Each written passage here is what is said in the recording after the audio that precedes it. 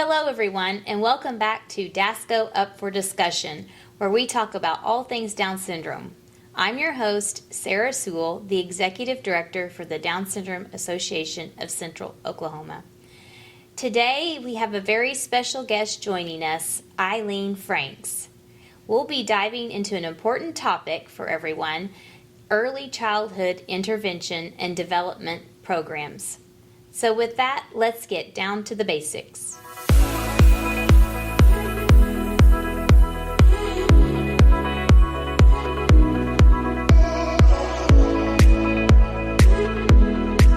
All right, Eilene, let's just dive in and get started. Today we're focusing on early childhood development, specifically the resources available here in Oklahoma for our younger individuals. And one of the key programs we want to highlight is SoonerStart. For those of you may not be familiar with SoonerStart, it's Oklahoma's early intervention program designed to support families with infants and toddlers from birth to age 3 who have developmental delays or disabilities. It operates under the Individuals with Disabilities Education Act, or those of you don't know, IDEA, which ensures that every child has access to services that help them reach their full potential. So with that, Eilene, how are you? I'm great, thank you. Great. Thanks for asking me to do this. Oh, absolutely. So excited to have you on today and to share a little bit about, yourself and Hudson. You can tell our listeners more about him and, just kind of how you got thrown into this world of Down syndrome, kind of like the rest of us. So go ahead, you tell us your story. I'm happy to do that. I love talking about my family. So my husband Jason and I have been married almost 16 years.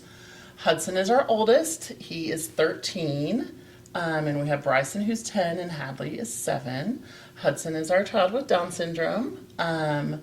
We did not officially have a prenatal diagnosis for him. There were some signs in the ultrasound that he potentially could have Down syndrome, but we didn't have any of the further testing done. And I actually had a false negative with the blood work. It came back a 1 in 950 chance that he had Down syndrome, and thankfully the blood work was wrong because we have Hudson now, and he has changed our lives.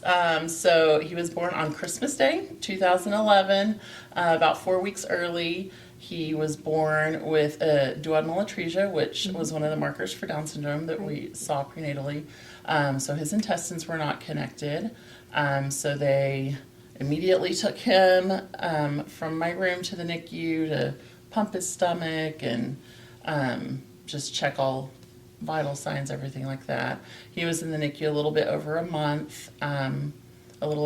He, on day 3, had surgery to correct the duodenal atresia, and then it was just a process of him healing and learning the whole suck, swallow, breathe. Right. I remember those days. Yes, yeah. There was one time in the NICU that I was nursing him, and he quit breathing, and he coded, and everyone rushed in and resuscitated, and that was pretty traumatizing.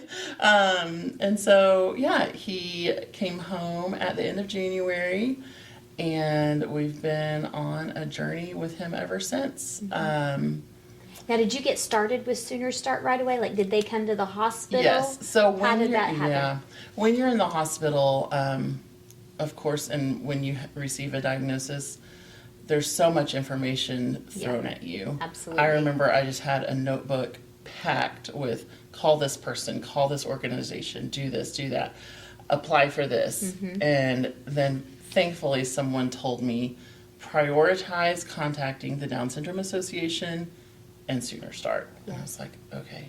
That's one of our first 3 things is contact someone from SoonerStart, just because we know those early intervention programs are so crucial. Yep. So he came home at the end of January, and I think within a couple of weeks we had someone in our home.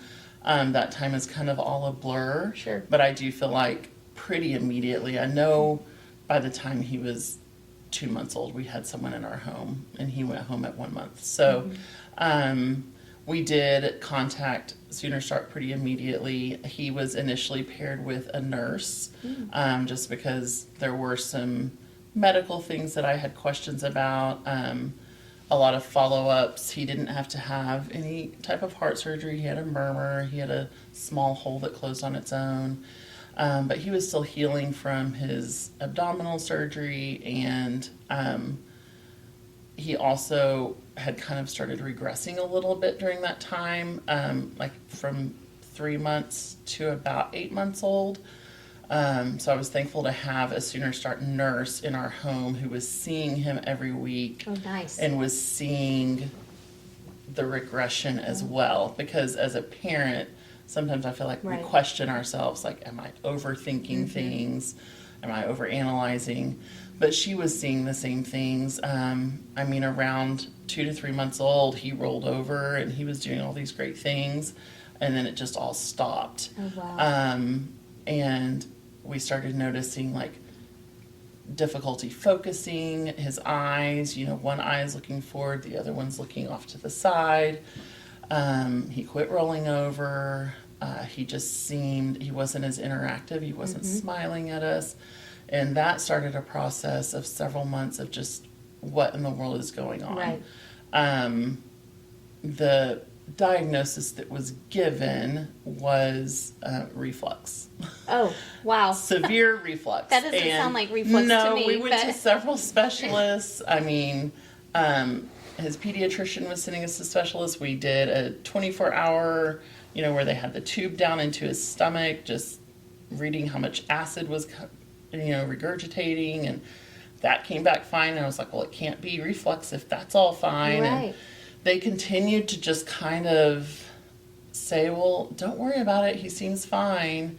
And thankfully, I came across at around when he was between 7 and 8 months old, I came across a blog that a parent had written that described infantile spasms. Oh. And this was online. There was a video with it. And Hudson was doing these things, and why they called it reflux is because he would just very briefly jerk, and then it would stop. Well, those had increased to where he was jerking hundreds of times a day, but it was never for an extended period of time all at once. And so I watched this video, and I thought, that is exactly what Hudson's doing. So I called the pediatrician immediately.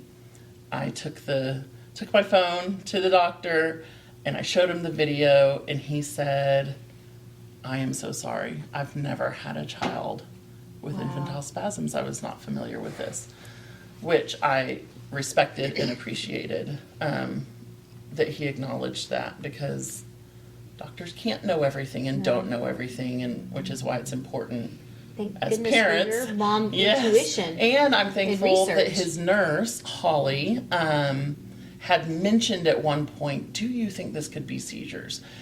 And in my uneducated brain, I picture seizures like grand mal seizures, where he's shaking and he loses consciousness, or, all of those things. I didn't know that there were these types that were just brief jerks. And so Holly had mentioned that, and that kind of put the bug in my ear. And I even mentioned it to the doctors, and they were like, oh, no, these aren't seizures. I showed them videos of what he was doing. No, these aren't seizures.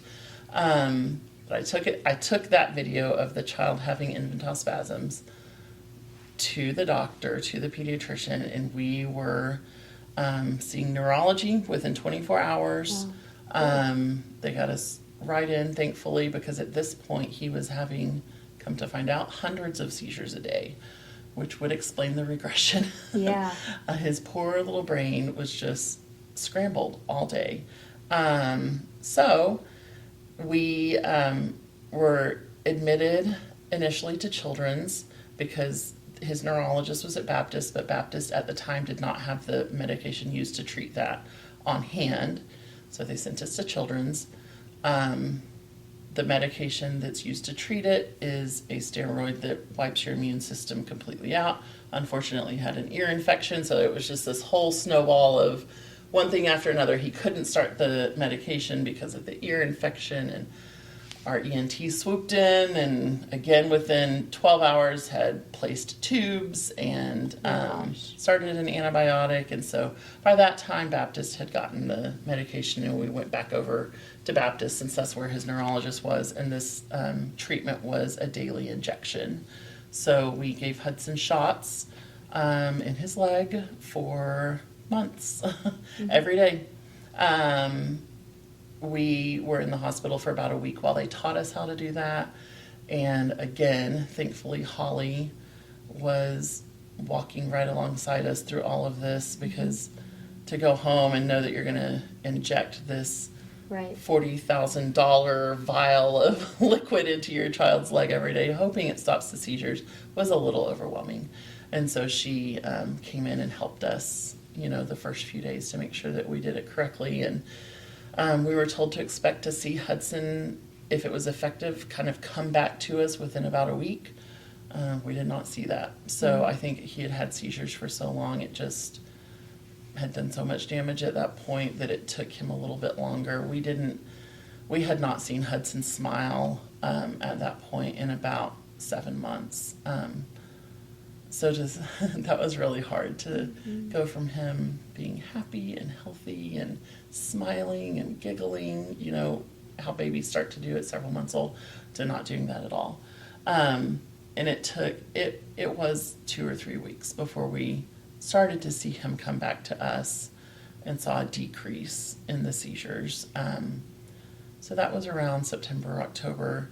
The last seizure that we saw, that I know that I saw, was on Thanksgiving. And so is he almost 2 at this point? He was almost 1. Almost 1. Yeah, so infantile spasms are typically seen and diagnosed around 2 to 3 months old. He was diagnosed at 8 months, and then it was around 11 months once we completed that treatment. And he was on some other medications after that to try to get his brain waves back to normal. And so Holly walked with us through that whole first year, because everything after that, once he stopped having the seizures, he had to learn everything all over again. He was a year old and not rolling, and of course couldn't sit up, and the medication made him balloon up. It was basically compared to kind of like a chemo, where it wipes out your immune system. It's a steroid, so he was super swollen, and he just couldn't do anything. He couldn't move. So Holly helped us through that time. I was scared to start trying to do anything that I was scared it would hurt him or it would somehow trigger seizures again, and I didn't know what to expect. So I was super thankful for SoonerStart through all of that time. And then as he transitioned health-wise to where he was more healthy, we switched from Holly to a physical therapist. And so Beanie came into our home. Sorry. Aww. I'm so thankful for that. Sorry. Yeah. So Beanie came into our home, and she just helped us learn how to do things at home to encourage his development. All this time he was doing outpatient therapy, which is super helpful and has great value. But it was also very helpful to have someone coming into our environment where he is living, and with the toys that he has, and with the resources that we have, showing us, maybe if you roll the blanket this way and prop it on this side of him and give him a little extra support, maybe he can sit at his high chair for a little bit. Because we were trying to figure out ways. He was so weak. His muscles were so weak from just not being able to move for so many months. He had to, like I said, relearn how to do everything. So it was very thankful. That's what I love about SoonerStart, is that the goal of SoonerStart is to come into your natural environment and help the family through their everyday routines. Our resource coordinator, Laura, she was our resource coordinator for the 3 years that Hudson was in SoonerStart. SoonerStart serves families, like you mentioned, until their 3rd birthday. And so she was constantly coming in and helping us fill out paperwork. Yeah. All of those applications that you're given in the hospital and told, fill this out, do this. I remember them, Beanie and Holly and Laura, sitting with me at the dining room table for hours helping me fill out the waiting list paperwork. Right. Because I was told about that. Get Hudson on the list because it's about 15 years long. And sure enough, he came off of it about 2 years ago. Awesome. So at about 11 years old, so they helped us with that application. They really you almost wish they don't leave you. Yeah. It's like, can you stay till they're at least I know, 6? 5, 6. Yeah. And believe me, it's been. I mean, I Yeah. know I had that feeling because 3 years goes by so fast. And like Kirsten was a sick baby, so I felt like we spent most of our time, in the hospital.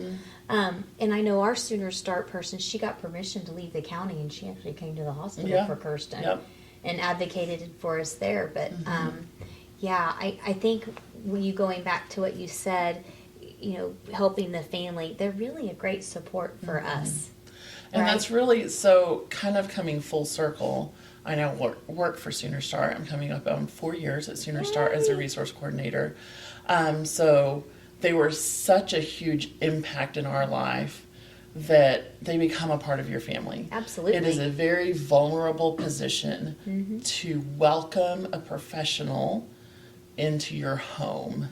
And they see you at the best of times, and they see you at the worst of times. Right. They see you after you've just mopped the floor, and they see you after you can't even walk across the floor because it's all you can do just to wake up and feed your baby. Right. We see it all. And that's what's so special is SoonerStart, their goal and the heart and the desire is to empower parents to know that when it comes to your kid, you're the professional. Right. You're the expert. There are well-trained doctors and therapists who have input and have a huge impact in your life, but you know your child the best. And so the goal of SoonerStart is to come in and teach you how to teach your child, but then also help you know how to advocate and know how to fill out the paperwork, because like you said, we leave at 3. Right. So if I am just doing all of those things for you, you won't know what to do when I leave at 3. You won't know how to be the squeaky wheel and how to call when you have your kid on a wait list and say, hey, has anything opened up? Or just the process of the paperwork and I think it helped prepare me personally for that first IEP meeting, because it's very goal based. Yep. So you set goals for your kid, whether they achieve them or not. That's not important. Yeah. It's just, this is what we expect. So I think early on, you get in your mind your expectation, and I think we hold on to those expectations all the time. But with Kirsten, her SoonerStart experience, kind of similar to yours. I'm still in touch with her physical therapist, and she comments all the time about how great Kirsten's doing. But one of the things you talked about, them helping us, they taught me to think differently about, innovatively about Kirsten's care. And I just remember, we got a little board for her to learn to step on, and it was only like half an inch thick, but using the tools we have in the house that we don't have to buy all these excessive equipment, and there's ways for her to learn to walk or crawl or feed herself. And I remember trying to get her to talk. We did some we put her in a little sheet, and she was in the middle and one person, and we swung her back and forth, and she had to sign if she wanted more, or she had to try to verbally say it. I would have never thought of that. Because it was a fun activity that she loved, and it would motivate her. And it's not something you would have thought of. And that's the same thing. I remember we were trying to help Hudson get, this was towards the end of SoonerStart, from a sitting position to standing up. Yes. And I didn't have anything in the house that was like Hudson height to sit on. And Beanie, and shows how long ago this was, said, "Do you have a phone book?" Oh. And I had a phone book. And she put two of them Yeah. together, and she duct taped them. And it was the perfect, like it hit him right at his knees. Yeah. And so he could sit down, and then we would hold his little hands, and he would slowly stand up. But those are the people, like you said, that celebrate with you Absolutely. all along. So I kept in touch with Laura and Holly and Beanie after Hudson left SoonerStart. Hudson did not walk until a week before his 4th birthday. He was just so delayed in so many areas, and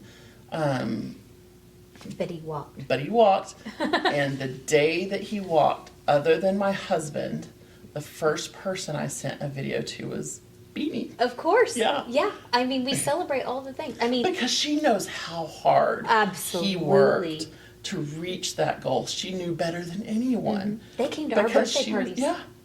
Yeah. Yep. I mean, and The Down syndrome festivals, they would show yes, up. all the time. And that's how, so Laura, I kept in touch. I was a teacher in my old life. And we kept in touch, and she would say, "Hey, there's a resource coordinator position open." I would say, "No, it's not time," because we had Bryson and then we had Hadley. Right.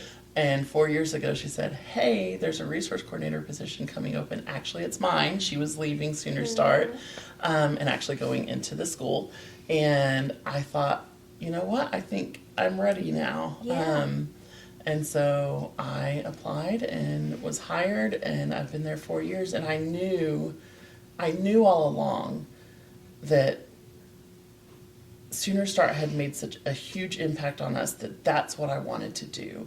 That's what I wanted to do someday. I wanted to love on families and help families through the diagnosis, through the grief, through the fear, through the anger. I appreciated them, even though none of the three of them had a child with a diagnosis of any kind. They encouraged me by saying, everything you feel is fine. You're allowed to be angry. You're allowed to be frustrated. I was so angry at some of the doctors for so long. Yeah. I was angry at Hudson, like things that don't make any sense. Yeah. Logically, I was frustrated with him. It wasn't his fault. There was nothing, but I was sad. I grieved different things at different times, and my husband and I grieved at different times. And they were just there all along saying, yeah, that's fine. That's to be expected. They also, because I have an older daughter, besides Kirsten, my daughter Addie, they showed Addie how to help her. Yes. Yep. And I thought that was so cool because Addie could work on her therapies, Right. Like while I'm cooking dinner or whatever, and that probably was a better motivator than me doing it. Yeah. And Kirsten didn't even know, like, she's really working. And just the, Addie would see and mimic them and learn from them. And I think it just taught her even so many good qualities even today. Yeah. But And that's what we say when we go in, like when I do intake with a family, I tell them from the beginning, you may have some experience with outpatient therapy, which again is super valuable. Sure. Hudson is still involved in outpatient therapies. But SoonerStart is different. Yep. We are designed to be a family coaching program. We're not coming in and exercising your kid for an hour and leaving, or sitting across a table from them, asking them to copy facial expressions or sounds. Or we are coming in and we are working. If grandma's there, grandma's a part of the visit. Right. If the siblings are there, they're a part of the visit. Right. If the next door neighbor kid is there and wants to learn, they're a part of the visit. Our goal is to empower the entire family to know how to encourage development in the child that needs assistance. And whether that's a diagnosis of Down syndrome or autism or a million different things, or a kiddo who may be speech delayed and they need us to come for 6 months, Right. and They're- then they're done, and right. that's fine. I tell everybody, though, ask for all the services up front, especially for our kids with Down syndrome. Like, just make sure you're asking for all those, and SoonerStart can also check for those hearing screenings. I had our SoonerStart therapist come to Kirsten's daycare. So they came and worked alongside with her teachers. Yep. and they taught them innovative ways. And guess what? Her whole classroom got to participate in her development program. They all would be over there. Oh, Kirsten needs to learn to walk. Well, let's help her. What better peer interaction, than that? So I was very appreciative of the ability that it didn't always have to be in the home. It could be in any environment. So we can go anywhere. I mean, we love working with the family because you're with them the most, but then it does make sense if they're in daycare every day. It makes sense to... Well, I would meet them at daycare. Meet them at So we would daycare. schedule it during my lunch hour. Yep. I'd walk down there. We would meet. And Yep. if it was feeding time, we worked on that. If it was playtime, it was something else. But they got to see her explore things on the playground, Right. like how she was maneuvering there. So, And that's what I was going to say. We can even sooner start if you're struggling. So our goal is to create goals or outcomes surrounding your daily routines. right, So if your struggle is at the grocery store because your kiddo won't hold your hand Right. and they're tantruming. I mean, we have some kiddos who just, a lot of their struggles may be social, emotional, or we'll meet you at the grocery store. Your Right. provider can meet you at a grocery store and you can talk through, okay, what could possibly be effective at the grocery store to motivate your kiddo to get in the cart or to walk with you. Or at the playground, they take off running right. and they don't stop when you say stop. Okay, let's talk about some things that we could do to teach them, words that catch their attention. Or so we want to just come and be a part of whatever you're doing, because that's real life. It is. I mean, that's what we're doing. And like going back to those hearing screenings, I think I had a new mom the other day. I was like, get their hearing checked. And they're like, SoonerStart will do that. I'm Yep. like, yes. They checked Kirsten's hearing every 3 months. We went to the health department and saw an audiologist, and we stayed. That's one of the reasons how we stayed on top of her hearing and got the tubes at an early age. And I'll say this over and over again. Early intervention is the most important for our kids, and we know that. Studies have shown that. The earlier we can start certain things, the better for Absolutely, success. And, when I hear parents say that they denied SoonerStart, I'm like, oh gosh, please don't do that. Don't deny Yep. SoonerStart and don't deny the waiver. Those are my 2 rules. Right. And it's so hard when I make a phone call in the family. I mean, I have to respect They don't when need they it. say, I don't want it right now, I don't need it, or he's just a baby, like he's just doing baby things. And I try to encourage them to, like, even if we just come once a month, Yeah. every other month. And then as they get older, if you decide, oh, wait, maybe I do need Yeah. a little more support, we can increase that, how often the provider comes. And so, but we also have to respect if a family's not ready, they're not Yeah. ready. I It's totally the same get with that. the Down Syndrome Association. Yeah. Every family that comes through SoonerStart that has a diagnosis of Down syndrome, the first thing I tell them about is the Down Syndrome Association. 80% of them are already connected. Right. Or are like, absolutely, I didn't know that existed. Please get me connected. 20% say, I'm not ready yet. Yeah. I don't want to. And that's fine. Yeah. And- Everybody and, goes through their own process. Maybe some of those listeners are out there today. Yeah. And I would just say, get connected. I think in SoonerStart, they educated me. They educated me about Kirsten's disability, about where she was at, and learning to help me cope with that. Yeah. Because we all grieved through Yep. the process. Totally normal, did the same things, had the same emotions, cried over the little things, celebrated over the littler things. The little and the big and all of it in between. Yeah. So I think they just, you just see things through a different lens, and quite frankly, they were my support. And I know that sounds weird. I mean, we did have the Down Syndrome Association, and they were my support too. But it was kind of nice to have. I look forward to it. Yes. Every it was my week, I time was that I like- got to talk to an adult. Yes, And sometimes and be vulnerable. they would come and the majority of the visit would be us sitting on the couch and me just saying, bleh. Yes. This is everything Yes. I'm feeling. Yes. This is everything I'm experiencing. But sometimes in those little conversations, I remember one time I just happened to say, I don't think she's pooped in like 3. And they're like, well, let's do some leg Yeah, exercises. And come to find out, she just needed some movements. But the things that turn into other things. You have no idea Yeah. where those conversations can go. Yeah. But you're right. For a moment, it was normal. Yep. And I think that's what was so refreshing to me is those therapists and those resource coordinators, I could talk to them about anything, and that was my normalcy. Right.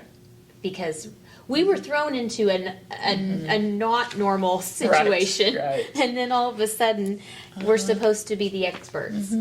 And yeah, And it's a learning curve for all of us, and thankfully, so many of the providers and resource coordinators too have been doing it for so long that they've seen it. Yeah. They've worked with other families with a similar diagnosis, and can make those connections too. So I was, and I bet another, you have good stories. yes, oh yes, for sure. I bet you have some good stories to share. I do. But another part that I'm super passionate about, which may be jumping ahead a little No, bit, you're is great. that, as we said, it only goes until the age of 3, and we don't leave you hanging at 3. We do help with the transition process from SoonerStart services to public school services. Right. Or some families may opt out of that, and we make sure that you know about all the outpatient therapy options and child we want guidance, those and to Sooner continue. Success, and all of those resources in the community. We try to connect you so that you're not stopping our services at 3 and then just think, I'm all alone. What do I do now? So I'm super passionate about the process of helping with the transition to public schools, because I know how important that is, and how overwhelming, again, it feels like, oh my goodness, I'm supposed to send my 3-year-old baby to a public school.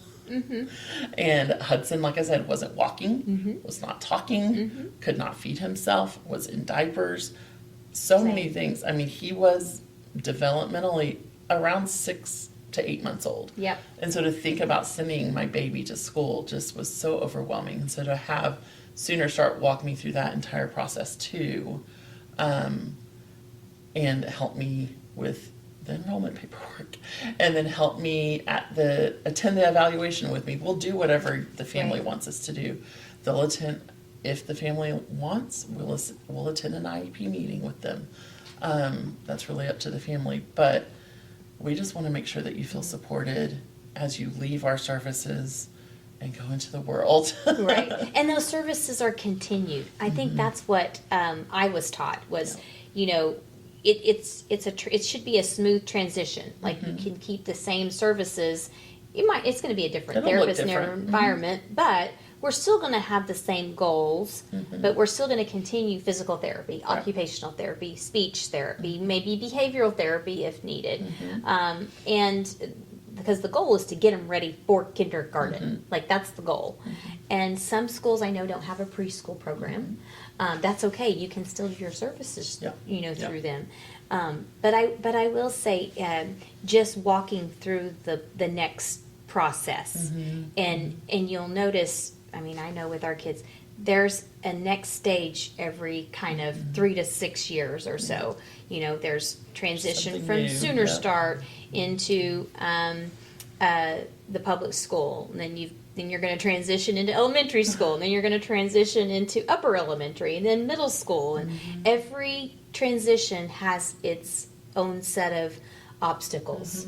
But I think from starting out from SoonerStart, they teach us early on as parents how to get there and what the next step is. Right. They may not be there to hold my hand when we're transitioning. Right now we're transitioning Hudson from elementary school to middle school. Right. And they're not specifically helping me with that transition.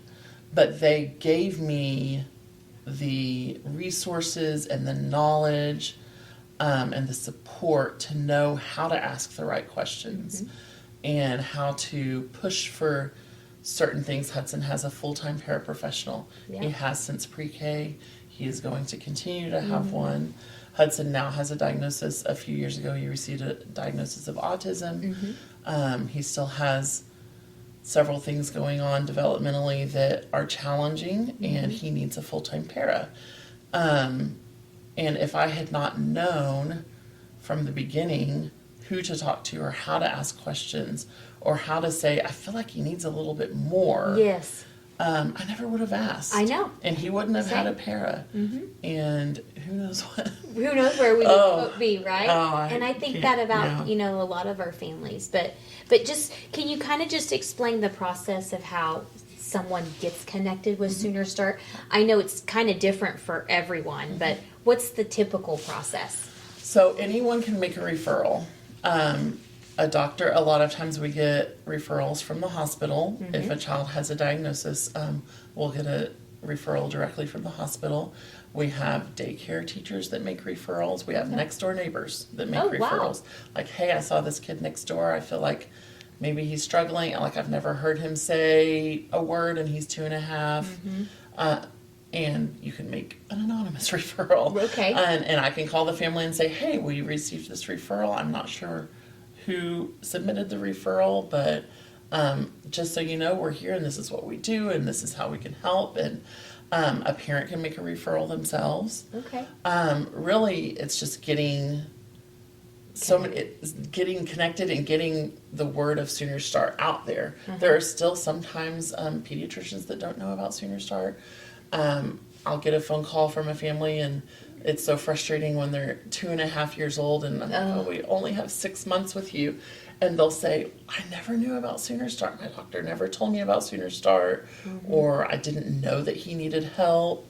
It's almost like everybody should have a screening, is how I feel. You know, wouldn't that help make your job a lot? Yes. Well, it might make your job a little more Right. complex, but That's fine. That's but fine. it would get I a lot would of rather kids a referral be made and we then, after the referral is made, the resource coordinator calls and does an intake with the family. Tell me about their birth history. Tell me about any medical information. Do they have a diagnosis of any kind? What are your concerns? How can we help? Yeah. And then once that referral and the intake is complete, if they have an automatic qualifying condition like Down syndrome or autism or all of those other diagnoses, there's a list of several hundred, then we don't have to do an evaluation, we just get started. If they don't have one, we do an evaluation. At that evaluation, it lasts a couple of hours typically. We look at 5 areas of development, and in order to qualify, you need to have a 50% delay in one of the 5 areas or a 25% delay in 2 different areas. I could try to list them, I'll probably forget. Communication, physical, so gross and fine motor, adaptive, I knew social, emotional, I knew I would forget them because I'm on the spot, but there's 5 areas. Yeah. And so if they qualify based on those delays, Right. then we take them to staffing and we say, okay, these are the parents' primary concerns. So for some families, they may say, I just want my kid to be able to tell me what's wrong when he's crying. Okay, then it sounds like we need to set you up with a speech therapist or a child development specialist. Or my 2-year-old still is not steady walking. They qualified in gross motor skills or gross and fine motor. Okay, let's get a PT or an OT. So we have on staff, we have in Oklahoma County, which is where I work, we have child development specialists, speech therapists, physical therapists, occupational therapists. We have a nutritionist. No. We have a behavioral health technician, and we have a nurse. So based on your area of concern, we pair you with a provider.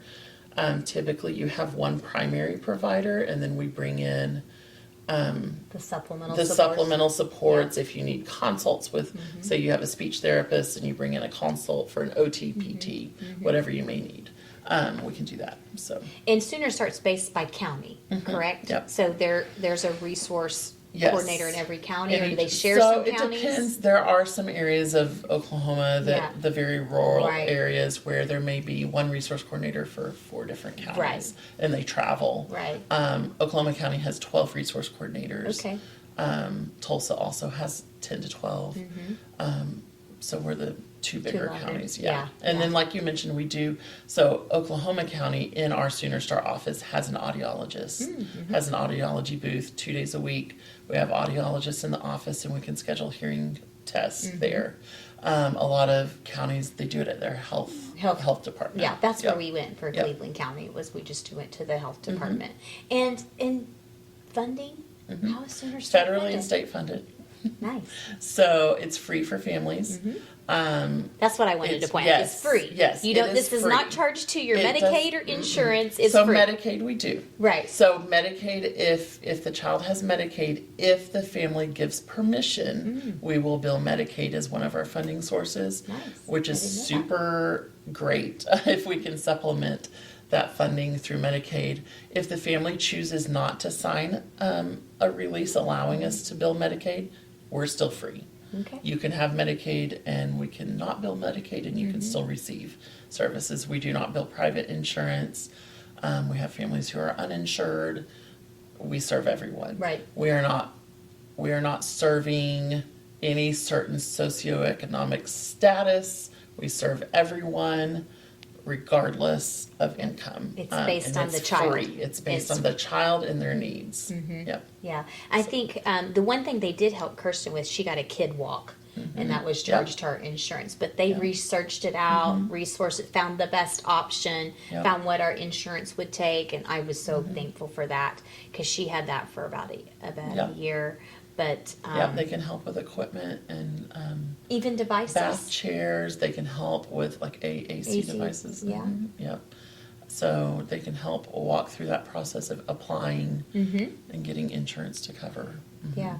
And a lot of times that process can take a while, and so Sure. it may then pass on to the outpatient therapist that they're Right. seeing or the school therapist if it's not completed by the time they age out. Or the But- waiver. Or yes. Yeah, if once yeah. they hit the waiver Yep. at age 3, which Yep. we do have families and individuals who are coming off out of SoonerStart and going right into the Right into waiver, the waiver, which is amazing. Which is what it was designed Supposed to do, yes. You go straight from SoonerStart to those public schools, and the waiver is supplemental in there Yep. to provide those self-directed services.